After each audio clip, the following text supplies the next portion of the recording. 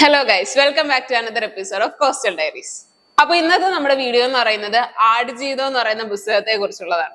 നാം അനുഭവിക്കാത്ത ജീവിതങ്ങളെല്ലാം നമുക്ക് വെറും കെട്ടുകഥകൾ മാത്രമാണ് എന്നൊരു കൊട്ടേഷനോട് കൂടിയിട്ടാണ് പ്രശസ്ത ചെറുകഥാകൃത്തും നോവലിസ്റ്റുമായിട്ടുള്ള ബെന്യാമിന്റെ ആടുജീവിതം എന്നുള്ള പുസ്തകം സ്റ്റാർട്ട് ചെയ്യുന്നത്. രചനയിലും വായനയിലും വലിയൊരു ചുവടുമാറ്റമാണ് ബെന്യാമിന്റെ ആടുജീവിതം എന്ന പുസ്തകം കൊണ്ടുവന്നത്. ഏകദേശം 224 പേജുകൾ അടങ്ങുന്ന ഒരു പുസ്തകമാണ് ആടുജീവിതം.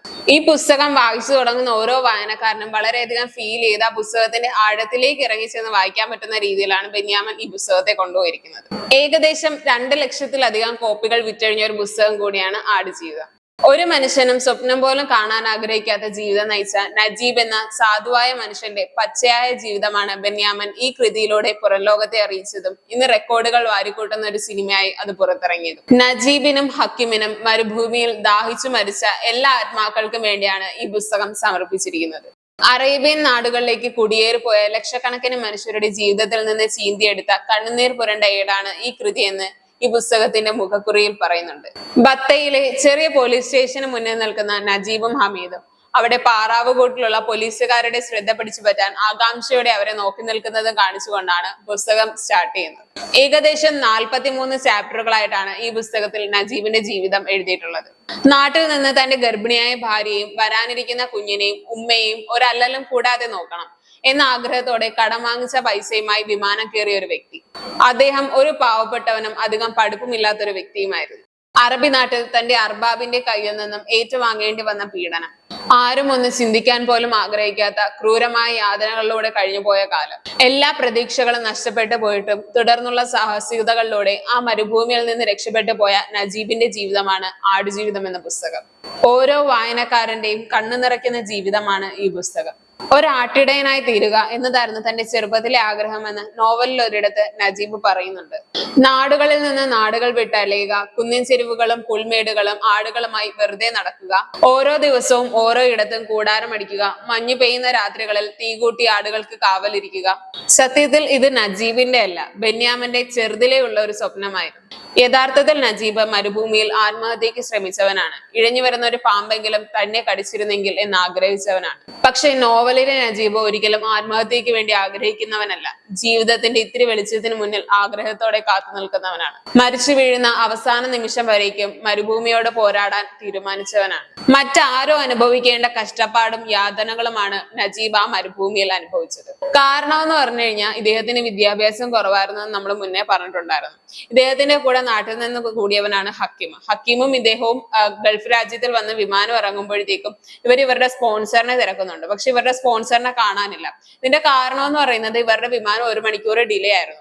എങ്ങാനും ഇവരുടെ സ്പോൺസർ ഇവരെ ഉപേക്ഷിച്ച് പോയി കാണുമോ എന്നുള്ള ഒരു സങ്കടം ഇവരുടെ 2 പേരുടെ മനസ്സിലുണ്ടായിരുന്നു. ഇവര് രാത്രിയാവോളം അവരുടെ നിന്നിരുന്നു ഇവരുടെ അർബാബിനെ കാണാൻ വേണ്ടി. അർബാബ് എന്ന് പറയുന്നത് ഇവരുടെ യജമാനെ കാണാൻ വേണ്ടിയിട്ട് ഇവരവിടെ നിന്നിരുന്നു. രാത്രിയായിട്ടും ആരെയും കാണാൻ പറ്റിയില്ല. പക്ഷെ ഇവര് പെട്ടെന്ന് നോക്കുമ്പോഴത്തേക്കും ഒരു പൊട്ടിപ്പൊളിഞ്ഞ ഒരു കാരവാൻ അവിടെ വന്ന് നിൽക്കുന്നത് ഇവര് കാണുകയാണ്. ഒരു നിമിഷത്തേക്ക് ഇത് തങ്ങളുടെ അർബാബാണോ എന്ന് അവർ ചിന്തിച്ചു നോക്കി. പക്ഷെ ബാക്കിയുള്ള അറബികളിൽ നിന്നും വ്യത്യസ്തമായിരുന്നു അദ്ദേഹത്തിന്റെ വേഷം. ഒരു മുഷിഞ്ഞ വേഷമായിരുന്നു എന്ന് നോവലിൽ പ്രത്യേകം എടുത്ത് പറയുന്നുണ്ട്. ഇവരെ ഒരു നിമിഷം ചിന്തിച്ചു നോക്കി ഇവരുടെ അർബാബാണോ എന്ന്. അദ്ദേഹം വന്നിറങ്ങി വളരെ ദേഷ്യത്തോടെ ആ എയർപോർട്ട് ഫുള്ളും കറങ്ങിയടിച്ച് നോക്കിയിട്ട് ഇവരോട് വന്ന് മറ്റൊരാളുടെ പേര് ചോദിക്കുന്നുണ്ട്. പക്ഷെ തങ്ങൾ അവരല്ല എന്ന് ഇവർ പറയുന്നുമുണ്ട്. പിന്നെയും ഈ അർബാബ എയർപോർട്ട് ഫുള്ളും തിരക്കി നടന്നിട്ടും ഇവരോട് 2 പേരോടും വന്ന് തന്റെ കാരവാനിൽ കയറാനായിട്ട് അദ്ദേഹം പറയുന്നുണ്ട്. പക്ഷെ ഇവർക്ക് ആദ്യം തങ്ങളുടെ അർബാബാണോ എന്നുള്ളൊരു സംശയം ഉണ്ടായിരുന്നിട്ടും ഇവര് പിന്നെ വിചാരിക്കുകയാണ് ഇത് തന്നെയാണ് തങ്ങളുടെ അർബാബ് എന്ന്. അങ്ങനെ അയാൾ ആംഗ്യം കാണിച്ചതോടുകൂടി ഇവർക്ക് രണ്ടുപേർക്കും ആ ഭാഷ അറിയില്ല. പക്ഷെ അയാളുടെ ആംഗ്യത്തിൽ നിന്ന് മനസ്സിലായി കാരവാനിലേക്ക് കയറാൻ പറയുകയാണെന്ന്. അതൊരു പൊട്ടിപ്പൊളിഞ്ഞ കാരവാൻ ആയിരുന്നു. അങ്ങനെ ഇവരെ 2 പേരെ അതിലേക്ക് കയറ്റുകയാണ്. നജീബ് പ്രത്യേകം പറയുന്നുണ്ട് അദ്ദേഹം അവസാനമായിട്ടാണ് ആ ബഹുനില കെട്ടിടങ്ങൾ കാണുന്നതെന്ന്. പിന്നീട് അർബാബുമായുള്ള യാത്രക്കിടയിൽ ആ ബഹുനില കെട്ടിടങ്ങളോ ഒന്നും തന്നെ ഇവരെ കാണുന്നില്ല. ചുറ്റും ഇരുട്ട് മാത്രമായിരുന്നു. ഇവർക്ക് യാത്രാക്ഷീണവും ഇച്ചിരി വെള്ളം കുടിക്കാത്തത് കൊണ്ടുള്ള ദാഹവും ഭക്ഷണം കിട്ടാത്തത് കൊണ്ടുള്ള വിഷവും എല്ലാം ഉണ്ടായിരുന്നത് കൊണ്ട് തന്നെ ഇവർ ആ വണ്ടിയിൽ കിടന്ന് ഉറങ്ങിപ്പോവുകയാണ്. തുടർന്ന് വണ്ടി ഇടയ്ക്ക് വെച്ച് നിർത്തുകയും അർബാബ് വന്ന് ഹക്കീമിനെ തട്ടി വിളിക്കുകയും അതുവരെ അവനെ കൂട്ടിയിട്ട് ഒരു കമ്പുവേലിക്കുള്ളിലേക്ക് കടന്നു പോവുകയും ചെയ്യുന്നുണ്ടായിരുന്നു. അവിടെ നല്ല മുഷിഞ്ഞ സ്മെല്ലുണ്ടായിരുന്നു എന്ന് നജീബ് പറയുന്നതായിട്ട് നോവലിൽ നമുക്ക് കാണാനും സാധിക്കും. തുടർന്ന് ഹക്കീമിനെ എവിടെയാണ് താങ്കൾ കൊണ്ടാക്കിയതെന്ന് നജീബ് അർബാബിനോട് ചോദിക്കുമ്പോൾ അർബാബ് ഇദ്ദേഹത്തിനോട് ദേഷ്യപ്പെടുകയും ഇദ്ദേഹത്തെ വലിച്ച് വണ്ടിയിൽ കയറ്റുകയും ഇദ്ദേഹത്തെയും കൊണ്ട് അർബാബ് പിന്നീട് യാത്ര തുടരുകയാണ്. ആ യാത്ര ചെന്ന് അവസാനിക്കുന്നത് മറ്റൊരു കമ്പിവേലിക്ക് മുന്നിലായിരുന്നു. നജീബിനെ അവിടെയുള്ള മറ്റൊരു അർബാബിനെ ഏൽപ്പിച്ചുകൊണ്ട് ഇദ്ദേഹം യാത്ര തുടരുകയും ചെയ്തു. പിന്നീട് അവിടെ നജീബ് അനുഭവിക്കേണ്ടി വന്നത് മറ്റാരും ചിന്തിക്കാൻ പോലും ആഗ്രഹിക്കാത്ത രീതിയിലുള്ള ഒരു ജീവിതമായിരുന്നു. ആ ഒരു കമ്പിവേലിക്കുള്ളിൽ ചെന്ന് വിട്ടു കഴിഞ്ഞപ്പോഴത്തേക്കും ഇദ്ദേഹം ആദ്യം കാണുന്നത് ഒരു ഭീകരരൂപിയായ ജീവിയായിരുന്നു. തുടക്കത്തിൽ ഇതൊരു ഭീകരരൂപിയാണ് ജീവിയാണ് എന്നാണ് ഇദ്ദേഹം വിചാരിച്ചതെങ്കിലും പിന്നീട് അദ്ദേഹത്തിന് മനസ്സിലായി അതൊരു മനുഷ്യനാണെന്ന്. ആ ഭീകരരൂപിയായ മനുഷ്യനെ കണ്ടതോടെ താൻ എത്തിപ്പെട്ട സാഹചര്യത്തെക്കുറിച്ചും താൻ എടുക്കേണ്ട ജോലിയെക്കുറിച്ചും നജീബിന് മനസ്സിലായി. ഒരിക്കൽ ഇദ്ദേഹത്തെ പോലെയും താൻ ഭീകരരൂപിയായി മാറും എന്ന ചിന്തയും അദ്ദേഹത്തിന് മനസ്സിലേക്കുണ്ടായി. എങ്ങനെയെങ്കിലും ഇവിടുന്ന് ഓടി രക്ഷപ്പെടണമെന്ന് അദ്ദേഹത്തിനുണ്ടായിരുന്നു. പക്ഷെ എങ്ങനെയെന്ന് അദ്ദേഹത്തിന് അറിയില്ലായിരുന്നു. കാരണം കണ്ണുകൾ എത്താത്ത ദൂരത്തേക്കും ആ മരുഭൂമി ചുറ്റപ്പെട്ട് കിടക്കുകയായിരുന്നു. തുടർന്നുള്ള അദ്ദേഹത്തിന്റെ ആ മരുഭൂമി കഷ്ടപ്പാടിനിടയിൽ തന്റെ ഭാര്യയുടെയും തനിക്ക് വരാനിരിക്കുന്ന മകളുടെയോ അല്ലെങ്കിൽ മകന്റെയോ ചിന്തകളും ഉമ്മയുടെയോ ചിന്തകളോ ഒന്നും അദ്ദേഹത്തിന്റെ മനസ്സിലേക്ക് വരുന്നുണ്ടായിരുന്നില്ല. മരിച്ച് മറുലോകത്തെത്തിയവനെ പോലെ ആ ചിന്തകളൊക്കെ അദ്ദേഹത്തിൽ നിന്ന് അന്യം നിന്ന് പോവുകയായിരുന്നു. കാരണമായി ഇദ്ദേഹം പറയുന്നത് ബന്ധപ്പെടുവാൻ അവസരമോ സാഹചര്യമോ ഇല്ല എന്ന് പൂർണ്ണമായും ബോധ്യപ്പെടാൻ എടുക്കുന്ന കാലതാമസമാണ് നമ്മളെ ഓരോരുത്തരെയും ആ ചിന്തയിലേക്ക് പിടിച്ചിടുന്നത് എന്നാണ്. ഇനി ആ ദുഷ്കരമായ ജീവിത സാഹചര്യങ്ങളുമായി പൊരുത്തപ്പെടുക എന്നുള്ളതാണ് ഏറ്റവും അഭികാമ്യം എന്ന് അദ്ദേഹം സ്വയം ചിന്തിച്ചു. പിന്നീടുള്ള അദ്ദേഹത്തിന്റെ ചിന്ത എന്ന് പറയുന്നത് മസറയിലുള്ള ആടുകളെ കുറിച്ചായിരുന്നു. ഈ മസറ എന്ന് പറയുന്നത് ആടുകളുടെ ഒരു കിടപ്പാടമാണ്. അതിലുള്ള ആടുകളെ കുറിച്ചും ആടുകളുടെ പാല് പിഴിഞ്ഞ് തന്റെ അർബാബിന് കൊടുക്കുന്നതും അർബാബിന്റെ മുഖം തെളിയിക്കുന്നതും ഒക്കെയായിരുന്നു അദ്ദേഹത്തിന്റെ പിന്നീടുള്ള ചിന്തകൾ. പുസ്തകത്തിൽ നജീബ് സൈനുവിന് എഴുതുന്ന ഒരു കത്തുണ്ട്.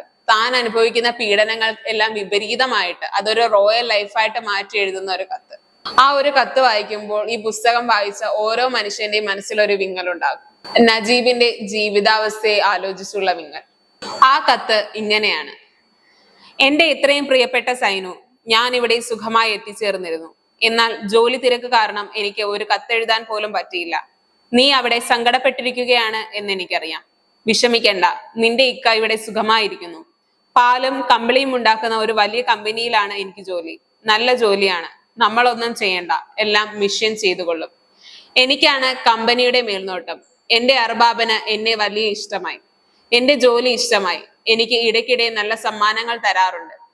ഇവിടെ വിശാലമായ ഒരു സ്ഥലത്താണ് എന്റെ മുറിയും താമസവും. എന്റെ കട്ടിലിൽ ഇരുന്നാൽ എനിക്ക് അടുത്തുള്ള പ്രദേശങ്ങൾ മുഴുവനും കാണാം. അത്ര സുന്ദരമായ സ്ഥലമാണ്. പിന്നെ ആഹാരം, ഞാൻ ഇതുവരെ കഴിച്ചിട്ടില്ലാത്ത എന്തൊക്കെയോ ആഹാരങ്ങളാണെന്നോ അർബാബ് എനിക്ക് കൊണ്ടുതരുന്നത്. ഇപ്പോഴേ തന്നെ ഖുബൂസും ചിക്കൻ കറിയും മട്ടൻ മസാലയും കഴിച്ച് ഒരു ഗ്ലാസ് കട്ടിപ്പാലും കുടിച്ച ശേഷമാണ് ഈ കത്തെഴുതാൻ ഞാൻ ഇരിക്കുന്നത്. ഇത്ര ദിവസം കൊണ്ട് തന്നെ എനിക്ക് വല്ലാത്ത തടി വെച്ചോ എന്നൊരു സംശയം. ഇപ്പോ ഉച്ചയ്ക്കത്തെ വിശ്രമ സമയമാണ്. ഇനി കുറച്ചു കഴിഞ്ഞ് എനിക്ക് ജോലിയിൽ പ്രവേശിച്ചാൽ മതി. അതുവരെ സുഖമേയുള്ള കാറ്റേറ്റ് കിടന്നുറങ്ങാം. ശരിക്കും നമ്മളിപ്പോൾ വായിച്ചു കേട്ട ഈ കത്തിൽ നിന്നും ഒത്തിരി വിപരീതമായിരുന്നു അദ്ദേഹത്തിന്റെ ജീവിതം. ശരിക്കും ഈ പുസ്തകത്തിലെ ഓരോ വരിയിലൂടെയും കണ്ണോടിക്കുമ്പോൾ നമ്മുടെ കണ്ണുകൾ നിറയും എന്നുള്ളത് ഈ പുസ്തകത്തിന്റെ ഒരു പ്രത്യേകത തന്നെയാണ്. ശരിക്കും എല്ലാവരെയും വിസ്മയിപ്പിച്ച ഒരു പുസ്തകം കൂടിയാണ് ആടുജീവിതം. എല്ലാവരും വായിച്ചിരിക്കേണ്ട ഒരു പുസ്തകം തന്നെയാണ് ആടുജീവിതം എന്ന് പറയുന്നത്. സിനിമയിലുള്ളതിനെക്കാട്ടിലും കൂടുതൽ കാര്യങ്ങൾ ഈ പുസ്തകത്തിൽ പറഞ്ഞിട്ടുണ്ട്. സോ എല്ലാവർക്കും ഇന്നത്തെ ഈ വീഡിയോ ഇഷ്ടപ്പെട്ടു എന്ന് വിചാരിക്കുന്നു. മറ്റൊരു വീഡിയോ കാണുന്നത് വരെ എല്ലാവർക്കും ബൈ.